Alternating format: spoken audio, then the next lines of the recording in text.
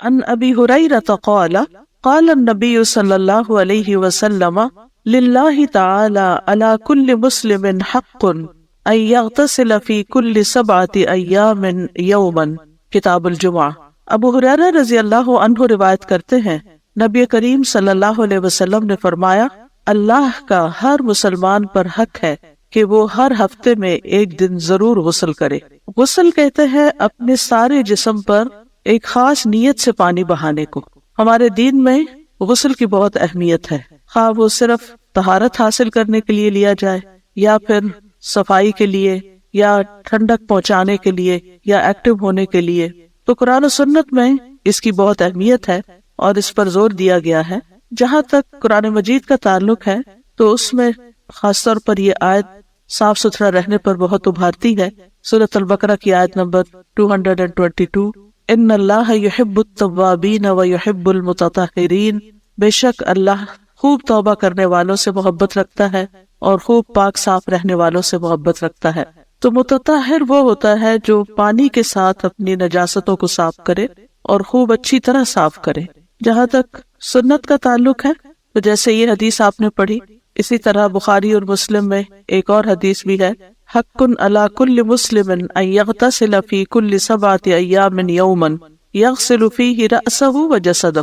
کہ ہر مسلمان پر لازم ہے کہ ہر 7 دن میں ایک دن ضرور غسل کرے جس میں وہ اپنے سر کو بھی دھوئے اور اپنے جسم کو بھی دھوئے. تو یہاں حق کا مطلب یہ ہے کہ یہ بات لازم ہے، اور 7 دنوں میں ایک دفعہ نہانے سے مراد جمعے کے دن غسل کرنا ہے. تو جمعے کا غسل جو ہے اس میں ایک تو ثواب کی نیت ہو سکتی ہے کہ انسان اللہ کے رسول صلی اللہ علیہ وسلم کے حکم پر عمل کرتے ہوئے غسل کر رہا ہے. جمعہ کا دن خاص دن بھی ہے اور اس دن پاک صاف ہونا، خصوصاً غسل اور وضو کرنا، یہ بھی ایمان کی علامت ہے. یعنی پاک صاف ہونا ایمان کی علامت ہے، جیسے حدیث میں آتا ہے الطہور شطر الایمان. اور دوسرا یہ ہے کہ صاف ستھرا ہونے کے لیے، اپنے جسم سے میل کچیل دور کرنے کے لیے اور اپنے جسم سے مختلف طرح کی بدبو جو ہے اس کو بھی زائل کرنے کے لیے غسل کرنا چاہیے. کیونکہ جسم کے اندر جو مختلف طرف سے ہم جراثیم لے لیتے ہیں، ہمارے جسم پر بیٹھ جاتے ہیں،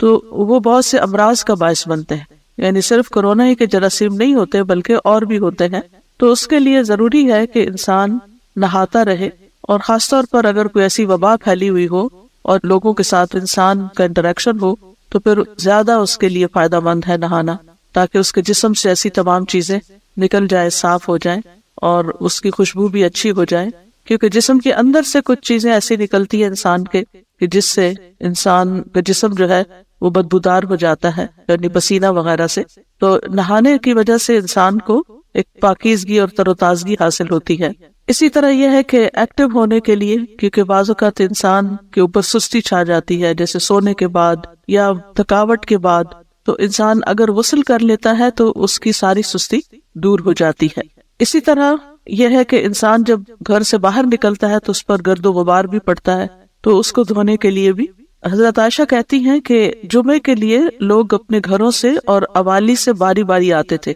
اور وہ اونی عبائے پہنے ہوئے ہوتے تھے، اور راستے میں ان پر گرد و غبار بھی پڑتا تھا جس کی وجہ سے ان سے بو پھوٹتی تھی. تو ان میں سے ایک انسان رسول اللہ صلی اللہ علیہ وسلم کی خدمت میں حاضر ہوا، اور اس وقت آپ صلی اللہ علیہ وسلم میرے ہاں تشریف فرما تھے. تو رسول اللہ صلی اللہ علیہ وسلم نے فرمایا کیا ہی اچھا ہو کہ تم لوگ اس دن کے لیے صاف ستھرے ہو جایا کرو، یعنی جمعہ کے لیے خاص طور پر. اوالی کہتے ہیں مختلف جو مدینہ کے آس پاس آؤٹ اسکرٹس میں چھوٹے چھوٹے گاؤں سے آباد تھے، تو وہ لوگ پیدل چل کے آتے، دھوپ میں آتے، اور بعض اوقات اگر سواری پر ہوتے جیسے گدھے وغیرہ کی یا اونٹ کی، تو جانوروں کے چلنے سے، زمین کے اوپر پاؤں مارنے سے بھی گرد و غبار اڑتا ہے اور پھر وہ جسموں پہ جا کے بیٹھ جاتا ہے، سر غبار آلود ہو جاتا ہے. لیکن یہ کہ اگر انسان غسل کر کے گھر سے چلا ہو تو کم سے کم احتمال ہوتا ہے کہ انسان ایک ناپسندیدہ حالت میں مسجد میں داخل ہو، کیونکہ جمعہ کا اجتماع عام اجتماعات سے بڑا ہوتا ہے،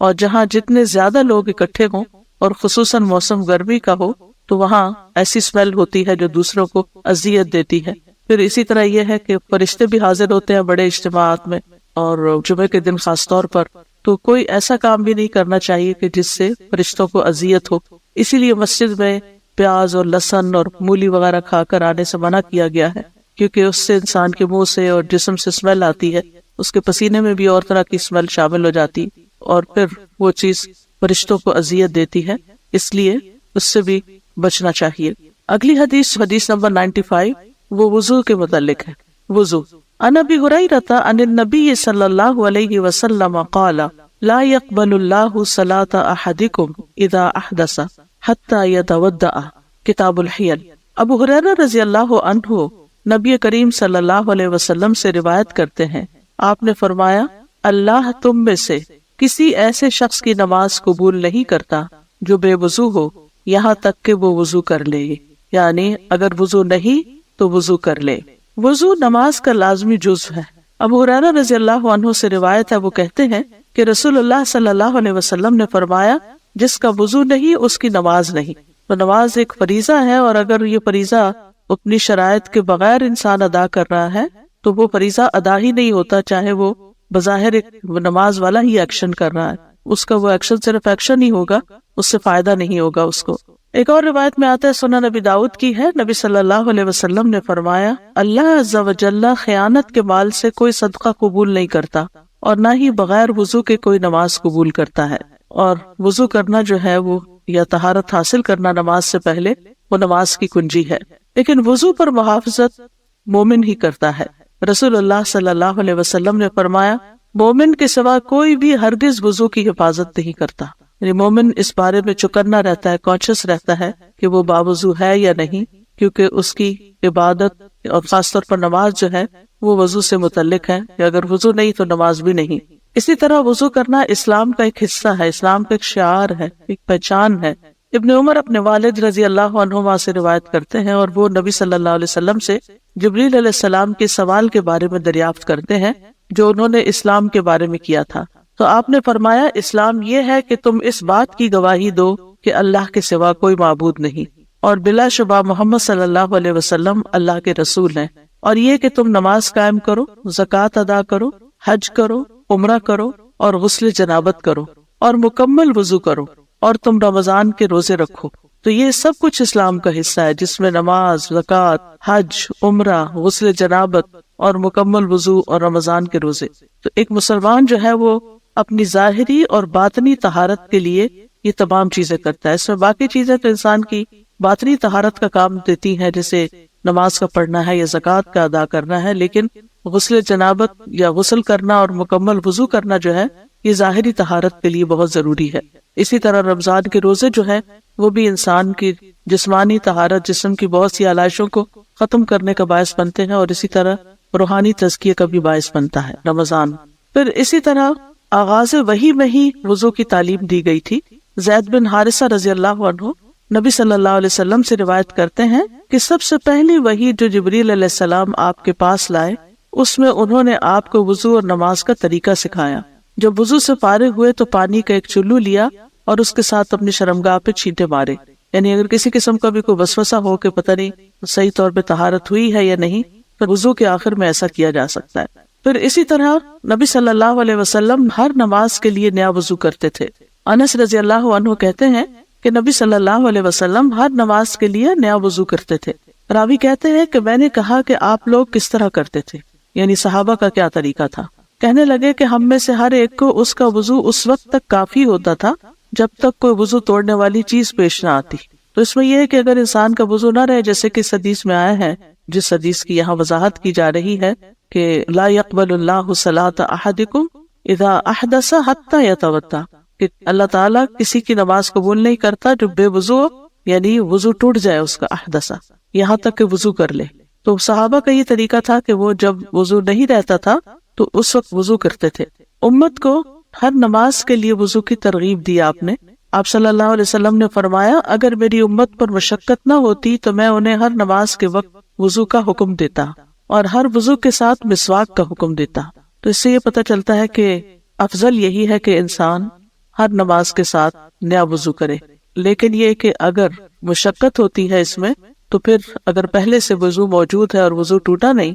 تو انسان اسی وضو کے ساتھ نماز ادا کر سکتا ہے۔ پھر اسی طرح یہ ہے کہ وضو کامل ہونا چاہیے، اور پورے اہتمام کے ساتھ سارے جسم کے اعضاء کو مل مل کے دھونا چاہیے جن کو وضو میں دھونا ضروری ہوتا ہے۔ رفاع بن رافع رضی اللہ عنہ سے روایت ہے کہ وہ نبی صلی اللہ علیہ وسلم کے پاس بیٹھے ہوئے تھے۔ آپ نے فرمایا کسی کی نماز اس وقت تک مکمل نہیں ہوتی جب تک وہ اپنا وضو اس طرح کامل طور پر نہ کرے جس طرح اسے اللہ تعالیٰ نے حکم دیا ہے، یعنی اپنا چہرہ دھوئے اور کوہنیوں تک اپنے دونوں بازو دھوئے، اپنے سر کا مسح کرے اور ٹخنوں تک اپنے پاؤں دھوئے۔ تو یہ وضو کے فرائض ہیں، کیونکہ ان میں سے اگر کوئی چیز چھوٹ جائے تو وضو نہیں ہوتا۔ نبی صلی اللہ علیہ وسلم نے کامل وضو نہ کرنے والے کو دوبارہ وضو کرنے کا حکم دیا تھا۔ انس بن مالک کہتے ہیں کہ ایک شخص نبی صلی اللہ علیہ وسلم کے پاس وضو کر کے آیا اور اس نے اپنے پاؤں پر ناخن بھر جگہ خشک چھوڑ دی تھی، تو رسول اللہ صلی اللہ علیہ وسلم نے اسے فرمایا واپس جاؤ اور اچھی طرح اپنا وضو کرو،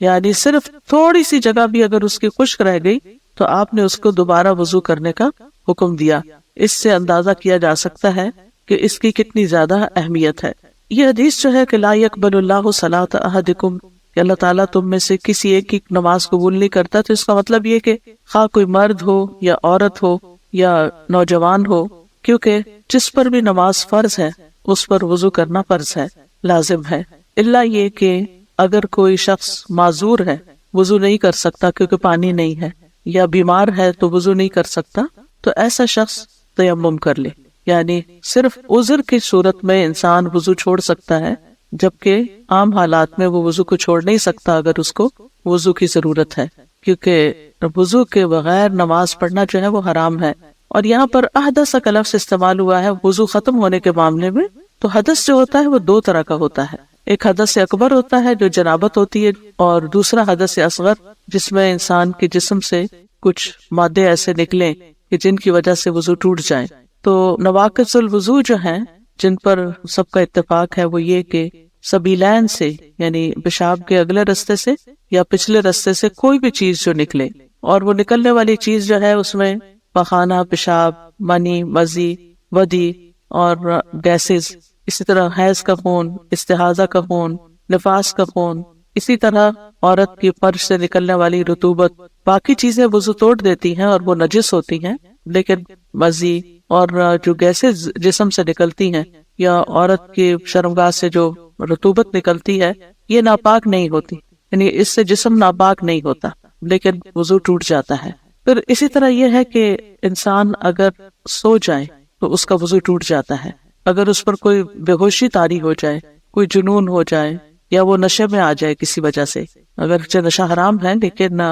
پھر بھی اگر جیسے بعض اوقات آپریشن وغیرہ کے لیے انیستھیزیا دیا جاتا ہے جس کی وجہ سے عقل چلی جاتی ہے، انسان گہری نیند سو جاتا ہے، تو اس صورت میں بھی وضو نہیں رہتا۔ اسی طرح شرمگاہ کو ہاتھ لگانے سے وضو ٹوٹ جاتا ہے، لیکن اگر عورت اپنے بچے کو دھو رہی ہے، اس کو صاف کر رہی ہے تو اس کا وضو نہیں ٹوٹے گا۔ اسی طرح اونٹ کا گوشت کھانے سے بھی وضو نہیں رہتا، اس میں دوبارہ وضو کرنے کی ضرورت ہوتی ہے۔ اگلی حدیث ہے حدیث نمبر 96، یہ مسواک کے بارے میں ہے۔ ان ابی ہریرہ رضی اللہ عنہ ان رسول اللہ صلی اللہ علیہ وسلم قال لولا ان اشق علی امتی او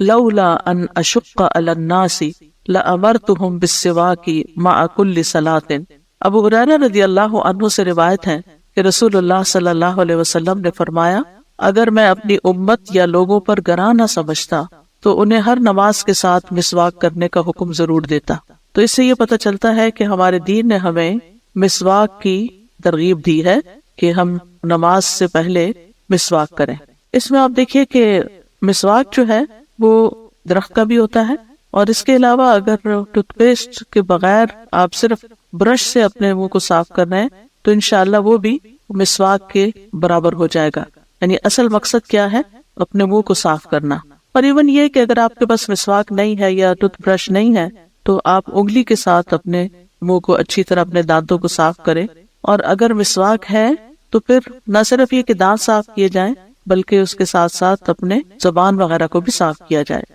اور اس میں یہ ہے کہ جو روزہ دار ہے وہ بھی مسواک کر سکتا ہے، یعنی اس کے لیے بھی مسواک منع نہیں ہے۔ تو یہ حدیث جو ہم نے پڑھی ہے یہ مسواک کی اہمیت پر دلالت کرتی ہے کہ انسان کو مسواک استعمال کرنی چاہیے اور اس کی شدید رغبت بھی رکھنی چاہیے، کیونکہ نبی صلی اللہ علیہ وسلم کو اس کا لازمی حکم دینے سے اس بات نے روکا ہے کہ آپ لوگوں کے مشقت میں پڑنے سے ڈرتے تھے، اس لیے آپ نے روکا ہے، ورنہ یہ ہے کہ یہ ایک مستحب عمل ہے اور پسندیدہ ہے۔ مسواک جو ہے وہ رب کی رضا کا ذریعہ ہے۔ ابو بکر صدیق رضی اللہ عنہ سے روایت ہے کہ نبی صلی اللہ علیہ وسلم نے فرمایا، مسواک منہ کی طہارت اور رب کی رضامندی کا ذریعہ ہے۔ یعنی نہ صرف یہ کہ منہ صاف ہو جاتا ہے، انسان فریش ہو جاتا ہے، انسان کے منہ میں جانے والے جراثیم وغیرہ اور اندر سے اٹھنے والی آلائشیں وہ ختم ہو جاتی ہیں، بلکہ اس کے ساتھ ساتھ انسان کو اللہ سبحانہ وتعالیٰ کی رضا بھی حاصل ہوتی ہے۔ اسی طرح قرآن مجید کی تلاوت کرنے کے لیے خاص طور پر اگر مسواک کر لیا جائے تو بہت اچھا ہے۔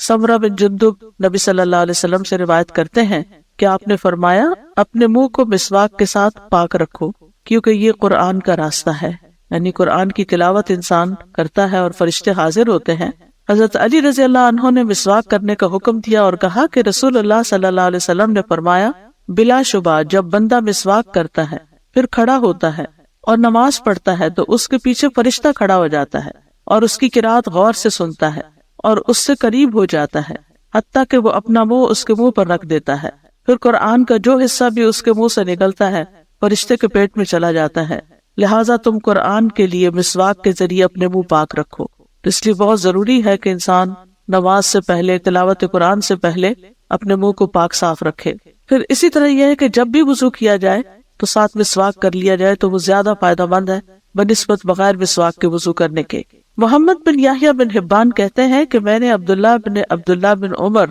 رضی اللہ عنہ سے کہا کہ ابن عمر وضو سے ہوں یا بے وضو، وہ ہر نماز کے لیے پابندی سے وضو کرتے ہیں، اس کی کیا وجہ ہے؟ یعنی عبداللہ بن عمر کے بیٹے کا نام بھی عبداللہ تھا، تو ان سے یہ پوچھتے ہیں محمد بن یحییٰ بن حبان، تو انہوں نے جواب دیا کہ انہیں اسماء بنت زید بن خطاب نے بتایا کہ عبداللہ بن حنظلہ بن ابی عامر نے انہیں بتایا کہ رسول اللہ صلی اللہ علیہ وسلم کو پہلے حکم دیا گیا تھا کہ ہر نماز کے لیے وضو کریں، خواہ پہلے وضو سے ہو یا بے وضو۔ یعنی ابتدائے اسلام میں ہر نماز کے لیے نیا وضو ضروری تھا، مگر جب انہیں مشقت ہوئی تو حکم دیا گیا کہ ہر نماز کے لیے مسواک کر لیا کریں۔ چنانچہ ابن عمر سمجھتے تھے کہ ان میں ہمت ہے، لہٰذا وہ ہر نماز کے لیے نیا وضو کرتے۔ تمہارے لیے سے دو باتیں پتہ چلتی ہیں، ایک یہ کہ ابتدائے اسلام میں ہر نماز کے لیے نئے وضو کا حکم تھا، اور دوسرے یہ کہ ہر نماز سے پہلے وضو کے ساتھ مسواک کیا جائے، لیکن یہ حکم وجوب میں نہیں ہے۔ نبی صلی اللہ علیہ وسلم کی عادت تھی کہ دن یا رات میں جب بھی سو کر اٹھتے تو وضو سے پہلے مسواک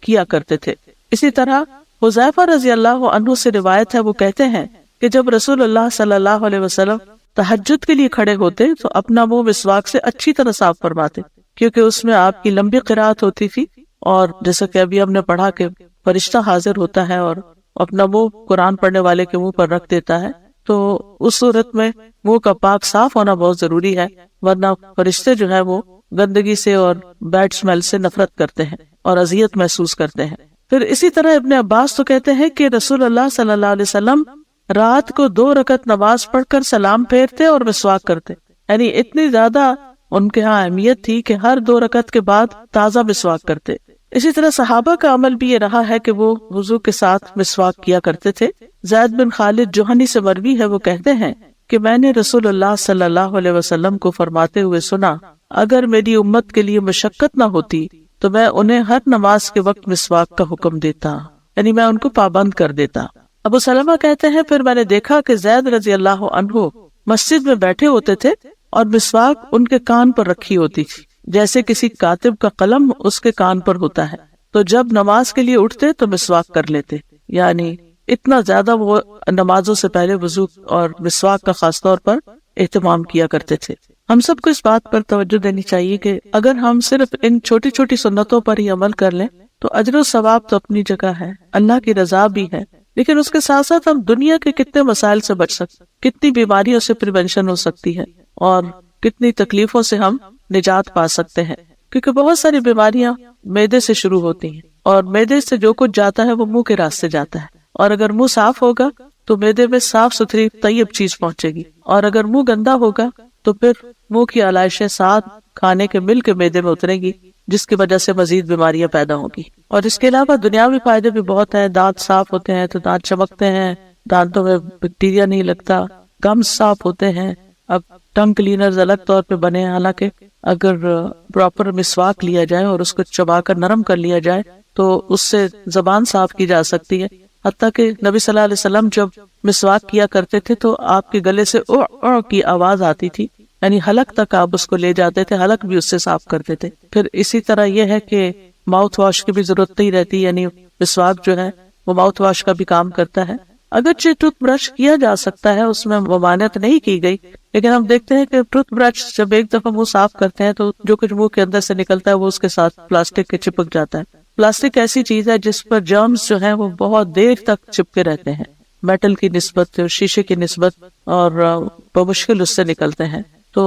جو فائدے مسواک کرنے، لکڑی کے مسواک کرنے کے ہیں، وہ فائدے کسی اور چیز میں نہیں ہیں۔ تو درختوں کی ٹہنیاں، بعض درخت جو ہوتے ہیں ان کے مسواک جو ہیں وہ دوسروں کی بنسبت زیادہ اچھے ہوتے ہیں۔ پھر ہمیں اگر طریقہ نہیں آتا تو طریقہ سیکھ لینا چاہیے اور اس کے فضائل اور برکات سے فائدہ اٹھانا چاہیے اور اجر و ثواب بھی کمانا چاہیے۔ دنیا کے فائدے تو سیکنڈری چیز ہے، اصل چیز جو ہے وہ دین کا فائدہ ہے، ہمارے اعمال میں اضافے کا باعث ہے، کیونکہ یقینی طور پر وہ نماز جو تازہ وضو کے ساتھ اور مسواک کے ساتھ پڑھی جاتی ہے اس کا اجر و ثواب زیادہ ہے بنسبت اس نماز کے کہ جو ہم ویسے ہی پڑھ لیتے ہیں۔ اسی طرح مسواک کی جو ٹہنیاں ہوتی ہیں مختلف درختوں کی، ان میں جیسے زیتون کی مسواک ہے، جیسے نیم کی مسواک ہے، یعنی کوئی بھی چیز جو میسر ہو اس سے کی جا سکتی ہے۔ ہمیں لازمی طور پر کسی ایک خاص قسم کی لکڑی کو استعمال کرنے کے لیے نہیں کہا گیا، جو بھی جس علاقے میں مسواک میسر ہوں۔ اور مسواک جو ہے اس کی ٹہنیاں اگر